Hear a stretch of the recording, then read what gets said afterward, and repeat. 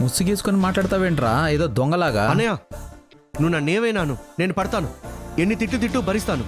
కానీ నన్ను నువ్వు దొంగ అన్నావంటే మాత్రం నేను ఎప్పటికీ క్షమించను. రే, ఏంట్రా నీ మొహం అంతా అలా అయిపోయింది? ఏం లేదు, పొద్దున్నే ముల్తాని మట్టి రాసుకుందాం అనుకుని డేట్ అయిపోయిన మట్టి రాసుకున్నాను.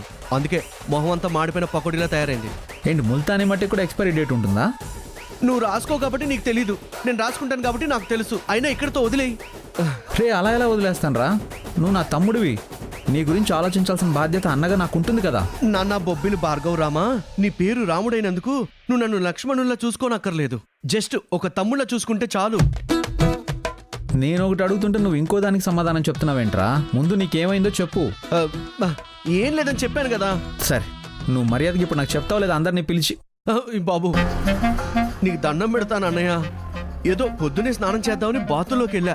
ఒక మంచి పాట గుర్తొచ్చింది. నేను బాత్రూంలో ఉన్న సంగతి మర్చిపోయి డాన్స్ చేయడం మొదలు పెట్టాను. కాలు జారి కింద పడ్డాను.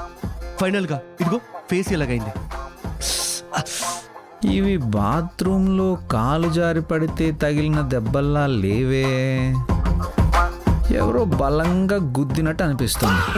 ఇన్వెస్టిగేషన్ తగలయ్యా, చెప్పింది విని వదిలేకుండా ఎందుకు నా క్లాస్ బిగుతావు? ఎరా, మళ్ళీ ఏదైనా పిచ్చి పని చేసావా? నిన్నెవరన్నా ఏమన్నా అన్నారా చెప్పు. నా తమ్ముడు జోలికి ఎవరైనా వస్తే మాత్రం నేను చూస్తూ ఊరుకోను, వాళ్ళ సంగతి తేల్చేస్తాను నేను. నా మీద నీకున్న ప్రేమకు శతకోటి వందనాలయ్యా. నాకేమీ జరగలేదన్నయ్యా. నిజంగానే బాత్రూంలో పడ్డాను. ఎలా పడ్డానో నువ్వు అడిగావనుకో, నేను మళ్ళీ పడి చూపించాలి. ఇప్పటికీ మొహం మూగిళ్ళ తయారైంది.